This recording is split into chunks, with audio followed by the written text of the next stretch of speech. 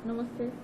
ज्ञान वैविध्य चैनल के विज्ञान पक्ष में आप सबका हार्दिक स्वागत, अभिनंदन। जैसा कि हम विज्ञान में अभी तक केमिस्ट्री का पोर्शन किया है, बायोलॉजी का कुछ पोर्शन किया है, आज हम फिजिक्स का पोर्शन लेने जा रहे हैं। फिजिक्स का कुछ बच्चों का ये कहना रहता है कि हमारे केमिस्ट्री समझ में नहीं आती, हमारे फिजिक्स समझ में नहीं आती, जिससे हमें साइंस से टफ लगती है। लेकिन यदि हम बार बार प्रयास करें और उसमें रुचि रखें तो मैं नहीं मानती कि कोई भी सब्जेक्ट हमारे लिए टफ होता है। सिर्फ ये हमारी मानसिक धारणा बन जाती है कि ये सब्जेक्ट हमारे लिए मुश्किल है। मेरा थोड़ा सा अनुरोध अभिभावकों से भी है कि वो घर पर अपने बच्चों को कम से कम 5 घंटे के लिए पढ़ाई के लिए थोड़ा सा मोटिवेट करें, जिससे वो लगभग 5 घंटे अगर पढ़ाई करते हैं तो उनकी पढ़ाई में जो व्यवधान आ रहे हैं वो व्यवधान नहीं रह करके आप लोगों का सपोर्ट भी रहेगा। और कुछ हमारा प्रयास है कि हम भी उनकी पढ़ाई में उनका सहयोग करते रहे घर बैठे। तो आप लोगों से भी विशेष विनती है कि आप भी इस कार्य में हमारा सहयोग करें। आज प्रकाश नाम से सबसे पहले तो हम ये देखते हैं कि प्रकाश होता क्या है। प्रकाश एक ऐसी सूर्य से आने वाली किरण होती है जिसके माध्यम से ही हम किसी वस्तु को देख सकते हैं, उसके आकार को महसूस कर सकते हैं, यानी आकार की पहचान की, वो किस आकार का, किस आकृति का है, किस प्रकार से उसका स्वरूप है, उन सबको हम जान सकते हैं। तो उन सबको जानने के लिए प्रकाश की अति आवश्यकता होती है और आज हम इसी प्रकाश के बारे में अध्ययन करने वाले हैं। यदि हम आंखें बंद कर ले, अंधेरा है, तो ऐसी स्थिति में हम किसी रंग को महसूस नहीं कर सकते, किसी रंग की पहचान नहीं कर सकते। कहने का अभिप्राय है कि कोई भी चीज को, कोई भी वस्तु को अगर हमें महसूस करना है, उसके रंग को देखना है, तो हमें प्रकाश की आवश्यकता रहती है। सबसे पहले हम ये देखते हैं कि जो सूर्य का प्रकाश है या लाइट घरों में हम रखते हैं, लाइट तो है विद्युत से जुड़ा हुआ और प्रकाश है सूर्य का। अब सूर्य के प्रकाश से ही हम देखते हैं कि कोई भी जो प्रकाश पृथ्वी तल पर आ रहा है वो प्रकाश किस रूप में हो सकता है, इसके लिए भिन्न भिन्न मत थे। कुछ साइंटिस्ट कहते थे कि ये इस प्रकार से कणीय रूप में आते हैं, कुछ साइंटिस्ट कहते थे ऐसे सीधी सरल रेखा में आता है, कुछ साइंटिस्ट कहते थे नहीं ये मुड़े हुए रूप में आता है। वास्तविकता क्या है, ये रेखीय रूप से नहीं आकर के लास्ट में क्या होता है, इसके किनारे जो होते हैं वो मुड़ जाते हैं, अर्थात बिल्कुल सीधी रेखा में हम नहीं कह सकते कि इसका गमन हो रहा है। इसका कारण क्या है, सपोज कीजिए बीच रास्ते में कोई व्यवधान आ गया तो फिर ये अपनी जगह को, यानी जो इसकी दिशा है उसमें थोड़ा सा परिवर्तन हो सकता है। कणीय रूप में भी पूरी तरह से हम इसको नहीं मान सकते। तो अब स्थिति क्या है, वास्तविक रूप से जो ये प्रकाश है वो तरंग के रूप में आ रहा है या कणीय रूप में आ रहा है, इसके लिए एक साइंटिस्ट थे जो कि जिनका नाम था डी ब्रोगली। इन्होंने एक सिद्धांत दिया, यानी थ्योरी दी, जिसको द्वैत सिद्धांत कहा जाता है। द्वैत का मतलब होता है दो से अभिप्राय कि तरंग जो है, प्रकाश जो है वो तरंग और कण दोनों रूप से ही, तरंग और कण दोनों रूप से आ सकता है, यानी उसकी प्रवृत्ति दोनों प्रकार से हम मान सकते हैं। उसका कारण क्या है, अगर केवल वो एक ही रूप में आती है, जैसे तरंग रूप में ही हम मानकर चलते हैं, तो ऐसे स्थिति में जो द्रव्य भाग है या कोई भी पदार्थ है, उनसे उसकी जो अनोन्य क्रिया हो रही है वो क्रिया संभव नहीं हो सकती।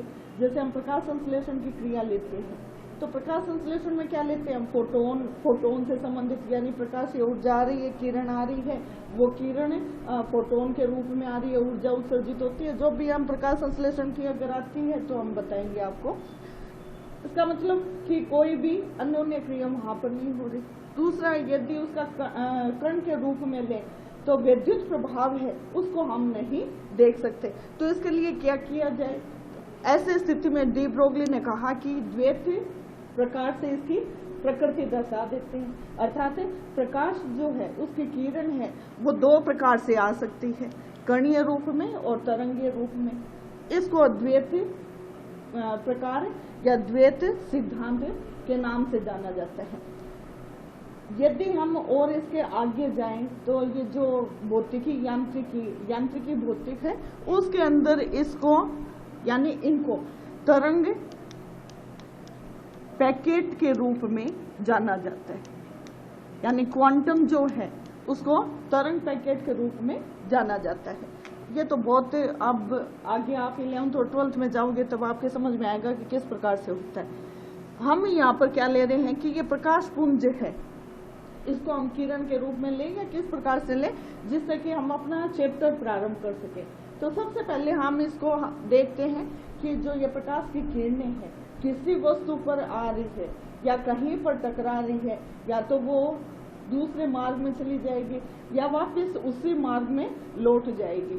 इसकी कई स्थितियां हो सकती हैं, जैसे मानना वायुमंडल से प्रकाश आ रहा है और वो तरंग के रूप में आ रहा है, किरण का पुंज है, ये आ रहा है, किसी माध्यम से टकरा रहा है, यहां से आ रहा है, तब तो ये क्या है, वायुमंडल है।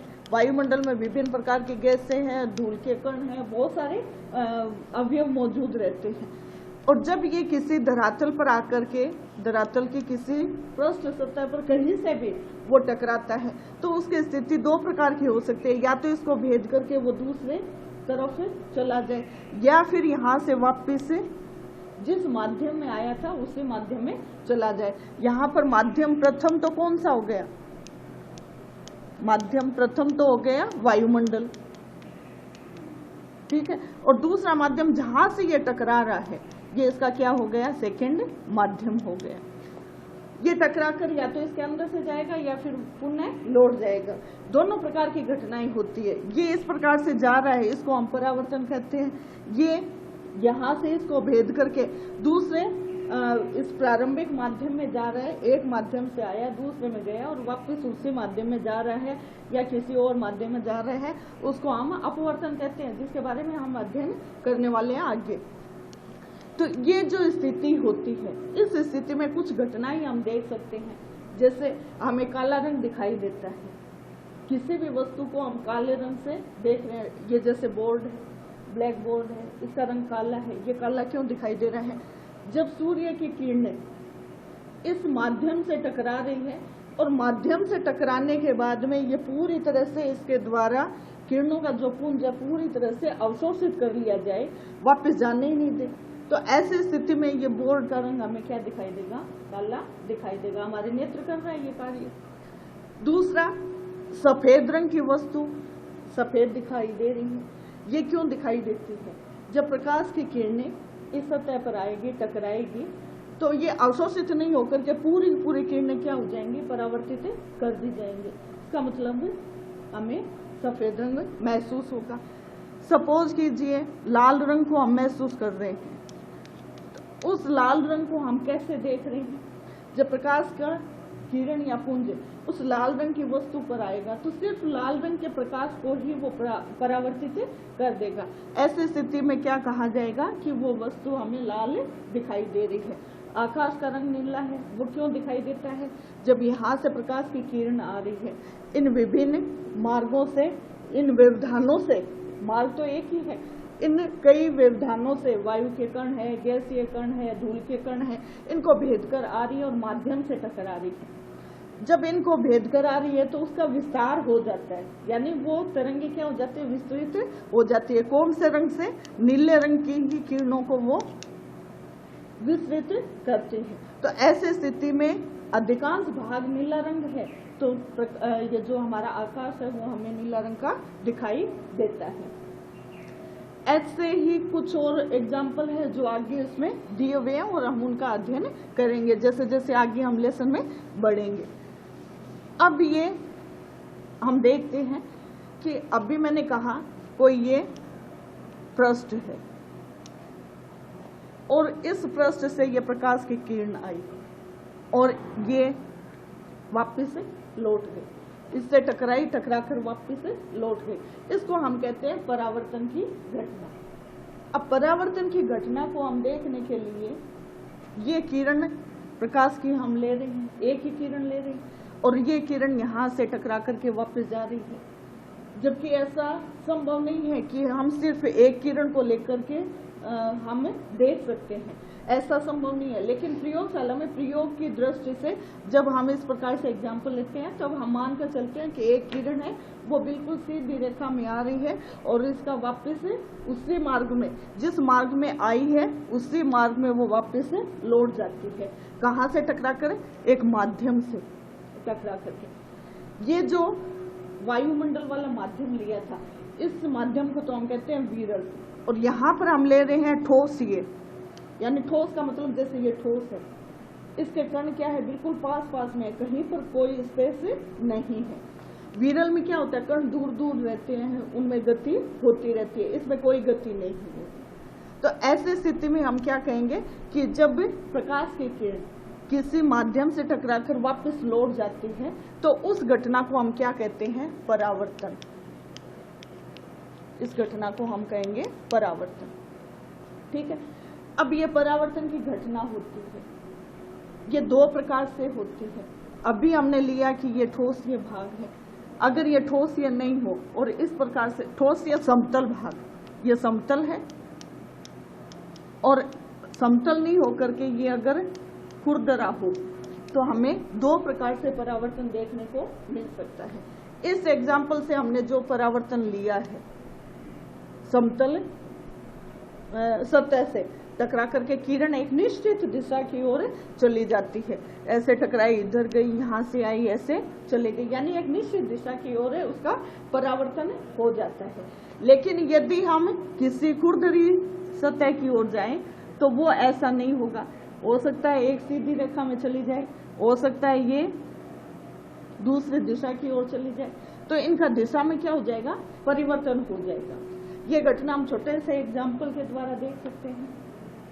कभी आपने महसूस किया, मोटरसाइकिल होती है, साइड में उसके शीशे कांच होते हैं, देखने के काम में आते हैं। उस कांच पर जब प्रकाश की किरण गिरती है, प्रकाश की किरण, ये कांच वाला भाग है, सपोज कीजिए, यहाँ पर जब गिरती है प्रकाश की किरण, इसके ठीक सामने कोई व्यक्ति है तो उसकी आंखों में क्या जाएगा? सिर्फ वो चमकीला भाग उसकी आंखों में जाएगा, यानी उसको अच्छा नहीं लगेगा। वो सोचेगा इस कांच को इधर करें या इधर करें, टेढ़ा कर देते हैं।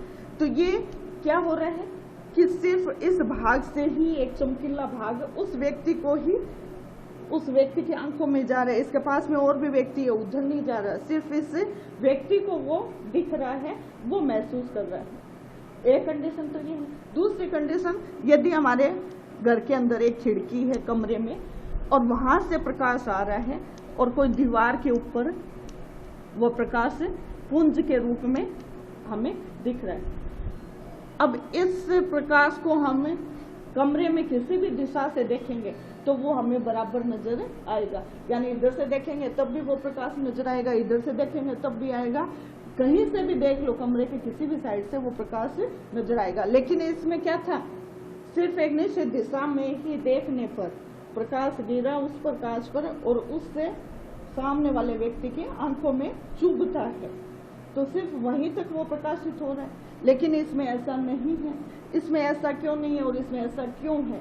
क्योंकि इसकी सतह क्या है? समतल है, एक निश्चित मार्ग में ही वो लौटा रहा है, परावर्तित कर रहा है। जबकि इसके अंदर क्या है? दीवार हमारी क्या होती है? इसकी बजाय वो कुछ खुरदरी होती है, जिसकी वजह से वो क्या करता है?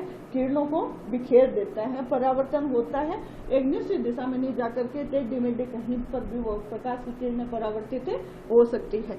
तो इस घटना को तो हम क्या कहेंगे? नियमित परावर्तन।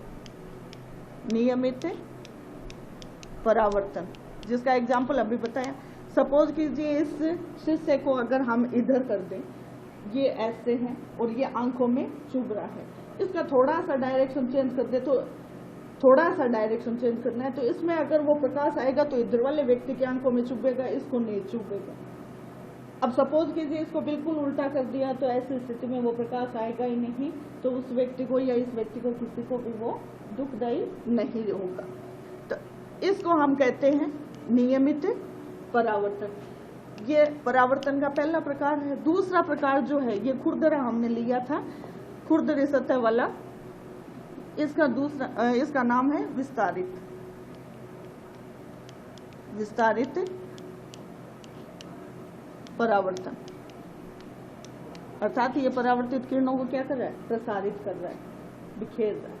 एक निश्चित दिशा में नहीं जाकर टेढ़ी मेढ़ी दिशा में कहीं पर भी जहां पर खुरदरी सतह होगी वहां से ये क्या होगा, एक निश्चित मार्ग में नहीं जाकर के कहीं पर भी जा सकता है। इसको हम क्या कहते हैं, विस्तारित परावर्तन। ठीक है, ये परावर्तन देखा। अब हम देखते हैं कि परावर्तन की जो घटना होती है, बार बार हम कह रहे हैं परावर्तन परावर्तन, वास्तव में है क्या ये परावर्तन।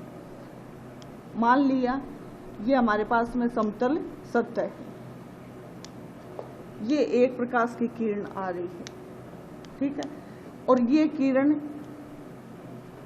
इस सतह से टकरा करके उसी माध्यम में लौट रही है।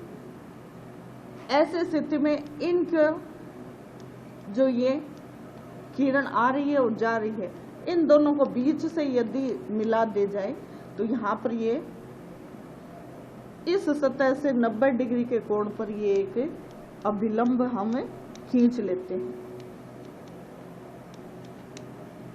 किरण आ रही है, इसको हम कहते हैं आपतित। किरण लौट रही है, इसको हम कहते हैं परावर्तित किरण। ये आपतित किरण। जब ये किरण इस अभिलंब से जुड़ती है, यानी यहां पर ये इसको टकरा रही है, यहां से इसको भेद रही है, अभिलंब इन दोनों को यहां से क्रॉस कर रहा है, यानी यहां से इसको टच कर रहा है। जब अभिलंब, इसको हम कह रहे हैं अभिलंब और आपतित किरण के बीच में एक कोण बनता है, उसको बोलते हैं कोण आई। क्या बोलेंगे, कोण आई, स्मॉल आई। अभिलंब और परावर्तित किरण के बीच में भी एक कोण बनता है जिसको बोलते हैं कोण आर। ठीक है, एक तो आपतित किरण हुई, दूसरी परावर्तित किरण हुई, तीसरी कोण आई हुआ जिसको हम बोलते हैं आपतन कोण। यानी किरण आ रही है, उससे बनने वाला अभिलंब के साथ में बनने वाला कोण। एक कोण हमने लिया है आर, ये कौन सा है, परावर्तन कोण। परावर्तन कोण।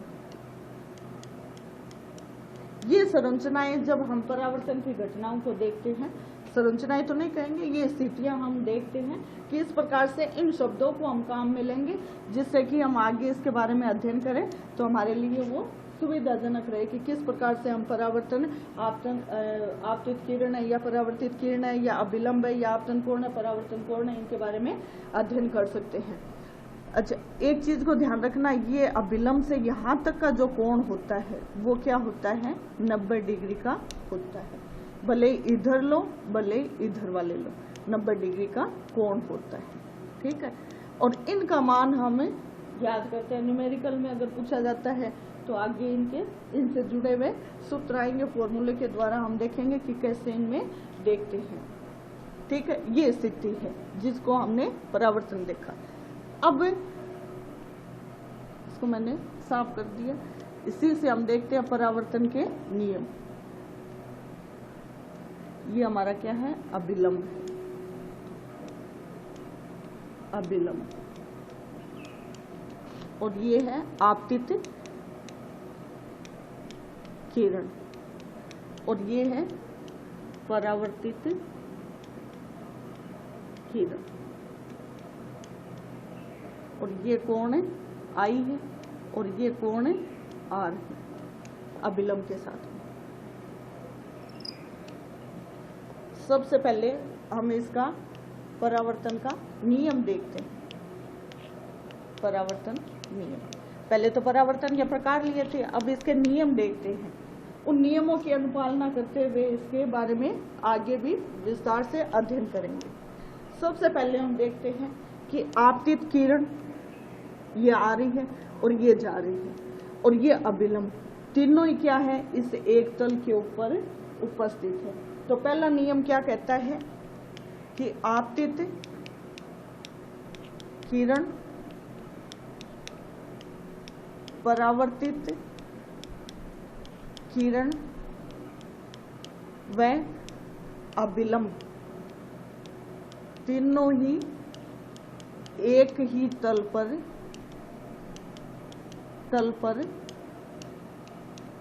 उपस्थित होते हैं।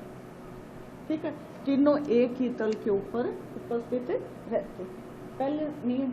दूसरा नियम, आपतन कोण,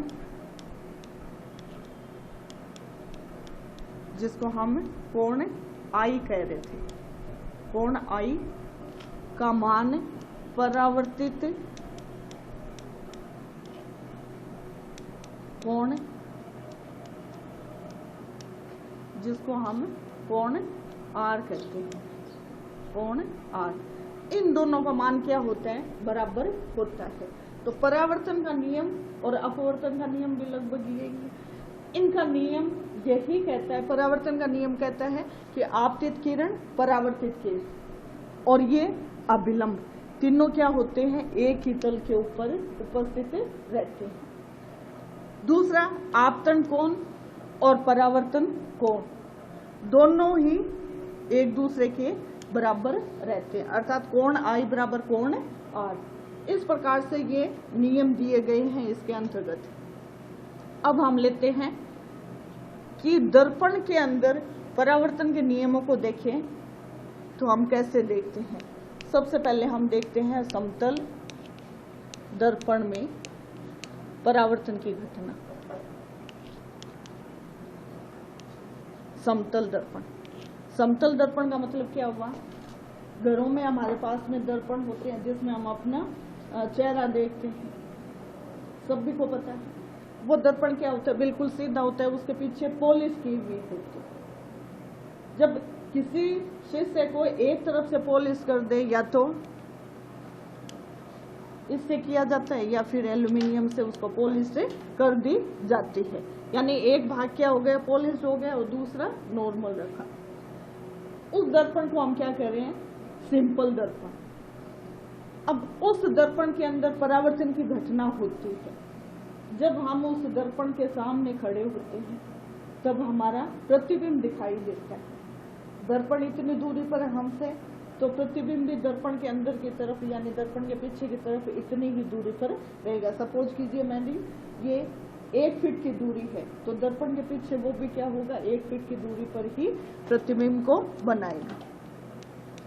ठीक है, ये प्रतिबिंब जो हमारा बन रहा है, इसमें एक स्थिति को आपने नोटिस किया होगा, जैसे अपने ऐसे खड़े हैं, हम लोग ऐसे खड़े होते हैं दर्पण के सामने, ये बायां भाग है और ये दायां भाग है, और जब दर्पण के पीछे की तरफ हमारे प्रतिबिंब को देखते हैं तो वो उल्टा हो जाता है, यानी पार्श्व साइड चेंज हो जाएगी। पार्श्व कौन सी, इधर दाएं और बाएं वाले, बायां वाला अब दायां नजर आएगा और दायां वाला बायां नजर आएगा, यानी पार्श्व चेंज हो गए, साइड जो है वो उसमें चेंज हो गई। ये साइड चेंज है, ये क्या कहता है कि समतल दर्पण में ऐसा होता है। पहली घटना क्या देखी थी, जितनी दूरी पर हम उस दर्पण से सामने हैं उतनी ही दूरी पर दर्पण से पीछे हमारा प्रतिबिंब बन रहा है। दूसरी कंडीशन क्या देखी कि पार्श्व जो हमारी साइड है वो क्या हो जाती है, चेंज हो जाती है, बायां दायां दिखने लग जाता है, दायां बायां दिखता है। इस प्रकार से इनकी पार्श्व स्थिति बदल जाती है। तो ये स्थिति, ये घटना हम नॉर्मल दर्पण में देख सकते हैं जो घरों में होता है। अब बात करते हैं हम गोलीय दर्पण की। गोलीय दर्पण, गोलीय दर्पण जो होते हैं उन गोलीय दर्पण में हम कुछ स्थितियों को देखते हैं। गोलीय का मतलब क्या हुआ, इस प्रकार का दर्पण। ठीक है, इस दर्पण में हम 2 प्रकार से पॉलिश करेंगे, उसमें भी पॉलिश सिंपल जो दर्पण था उसमें, और अब गोलीय दर्पण ले रहे हैं, इसमें भी हमें पॉलिश करना है। क्यों? क्योंकि हमें प्रतिबिंब देखना है। अब ऐसी स्थिति में इसको दो प्रकार से पॉलिश किया जाता है, या तो अंदर की तरफ पॉलिश कर दिया जाए या फिर इसको बाहर की तरफ पॉलिश कर दिया जाए, यानी या तो बाहर करें या फिर अंदर की तरफ पॉलिश करें। दो स्थितियां नजर आएगी। एक ये भाग मान लिया गोले का, ठीक है, या तो हम गोले के अंदर की तरफ पॉलिश करें या फिर हम गोले के बाहर की तरफ पॉलिश करें। यदि हम गोले के बाहर की तरफ पॉलिश कर रहे हैं तो ये वाला भाग हमारा जो वस्तु को रख रहे हैं, और मेन जो देखने का कार्य है वो इस पोर्शन के द्वारा किया जाएगा, यानी अंदर मुड़ा हुआ भाग। तो ऐसी स्थिति में जब हम बाहर की तरफ पॉलिश कर रहे हैं और इसको हम परावर्तक पृष्ठ मान रहे हैं, तो इस स्थिति में इसको हम अवतल दर्पण कहते हैं। क्या कहेंगे? अवतल दर्पण। ठीक है। अब दूसरी कंडीशन क्या बताई? अंदर की तरफ गोला है, उसके अंदर की तरफ हमने पॉलिश कर दी, गोलीय भाग अंदर की तरफ हमने पॉलिश की है, तो अब परावर्तक पृष्ठ का कार्य क्या करेगा? इधर तो पॉलिश हो गई, इधर तो कुछ होना ही नहीं है। ये वाला जो भाग है वो क्या होगा? परावर्तक पृष्ठ होगा। परावर्तक का मतलब क्या है? प्रकाश की किरण आएगी, टकराएगी और फिर हमें प्रतिबिंब प्राप्त होगा, यानी परावर्तित किरण और आपतन किरण दोनों को हम उसके ऊपर देख सकते हैं। ऐसे स्थिति में ये अब क्या हो जाएगा? उत्तल दर्पण। कहने का मतलब कि जो गोलीय दर्पण होते हैं वो क्या होते हैं? दो प्रकार के होते हैं, उत्तल दर्पण और अवतल दर्पण। इसको हम आधा आधा करके देखते हैं, जिससे आपके शायद क्लियर हो जाए कि उत्तल कौन सा है और अवतल कौन सा है।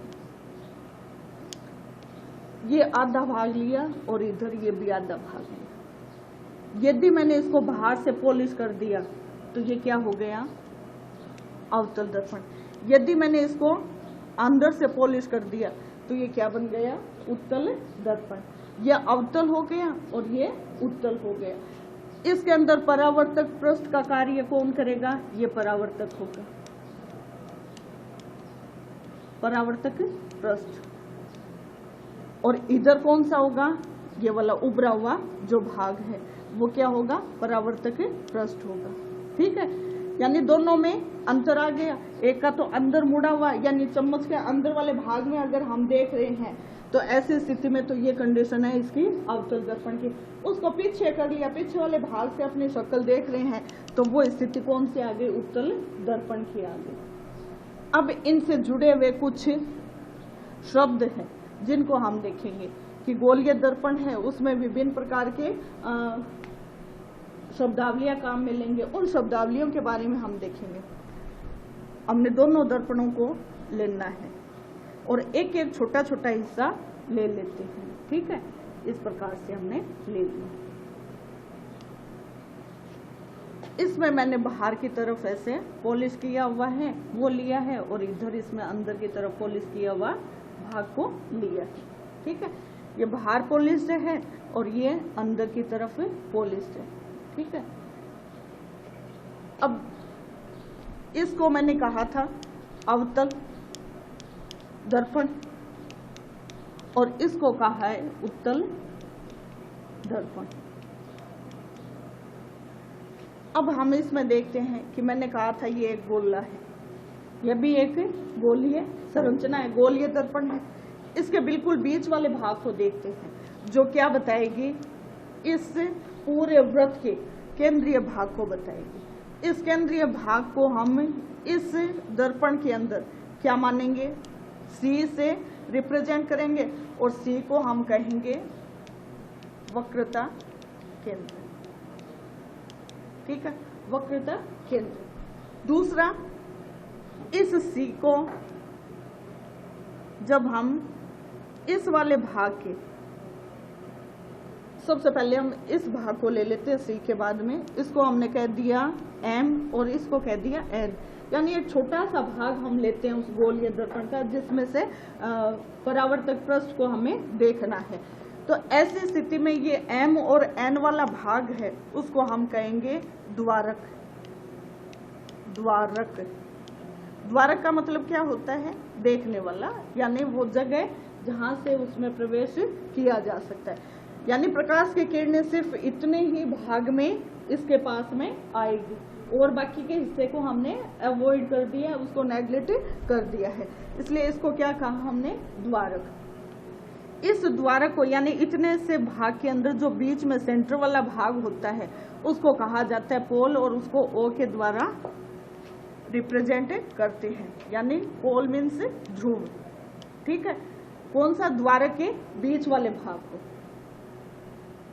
अब हम देखते हैं कि ये जो सी है यानी वक्रता केंद्र है, इस वक्रता केंद्र से ऐसे ये जो भाग आ रहा है यानी बिल्कुल सीधी ये लाइन आ रही है, इस लाइन को हम क्या कहेंगे? मुख्य अक्ष।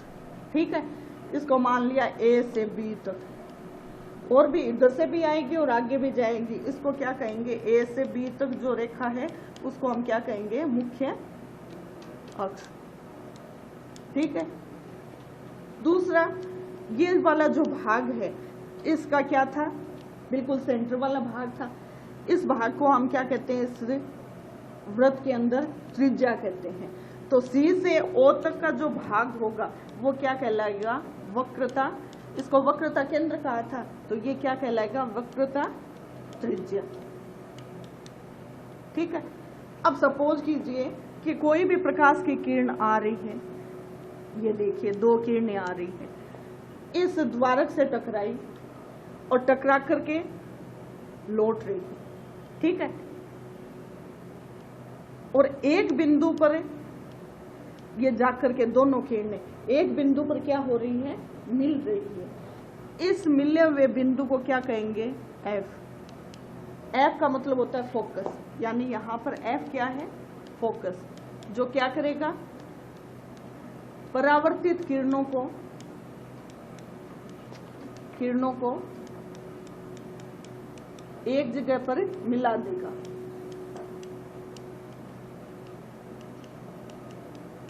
मिलाने वाला बिंदु।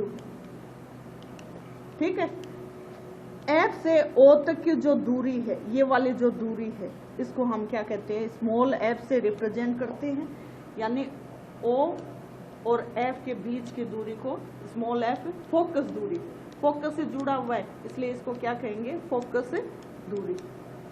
ठीक है, ये जो हमने ये वाला भाग लिया है और ये वाला भाग लिया है, इन दोनों में अंतर देखिए।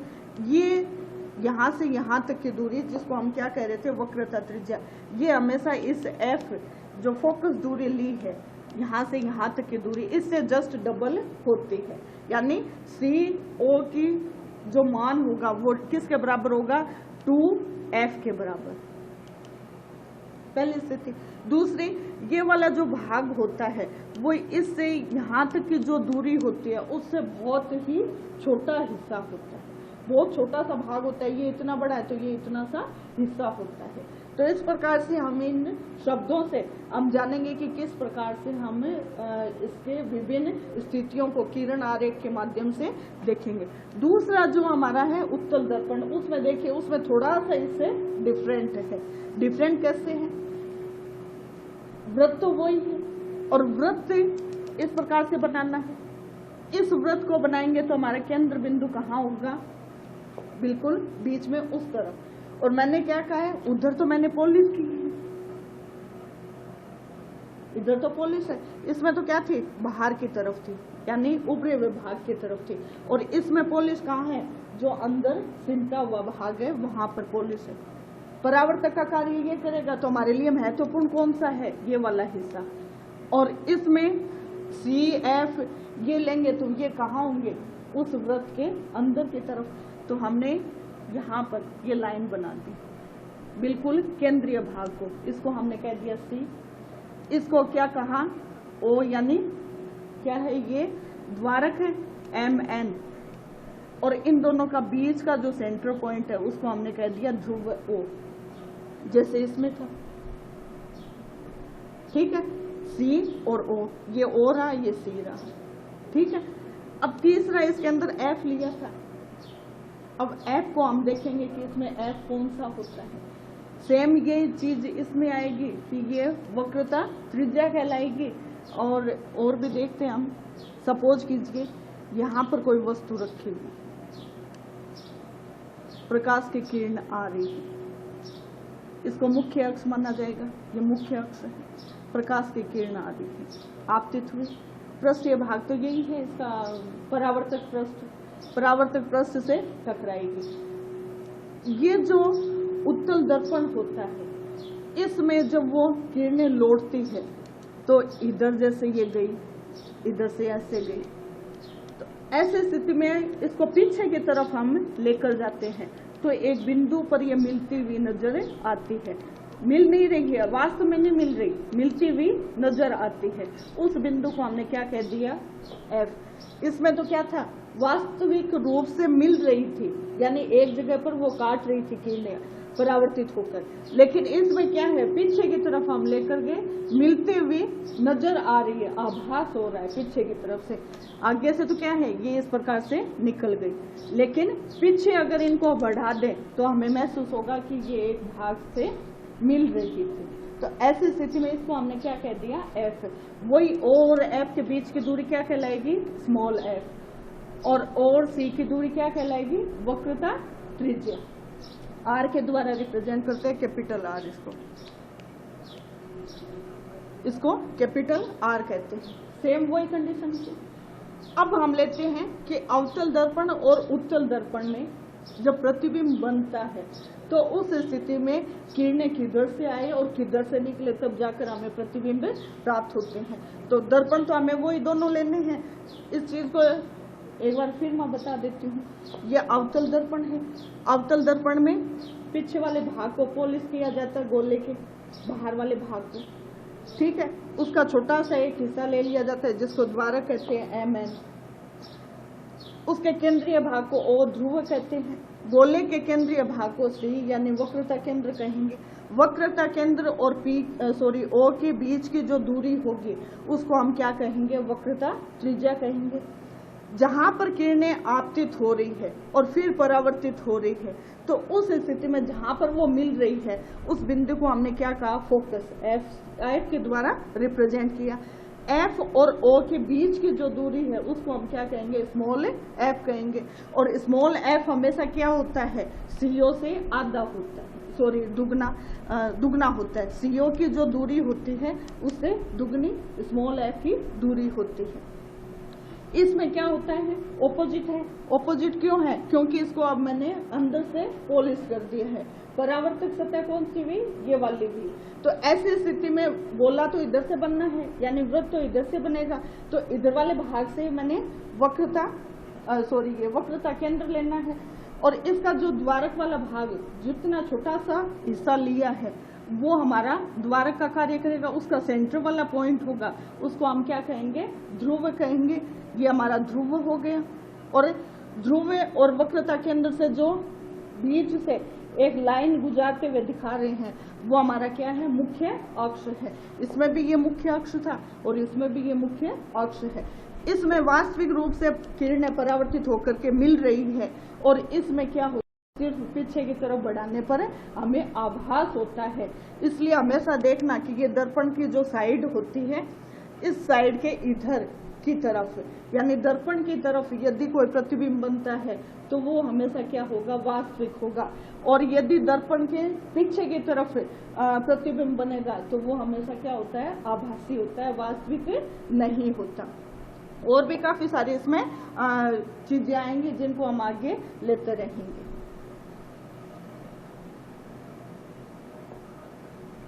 आज के लिए इतना ही। बहुत बहुत धन्यवाद।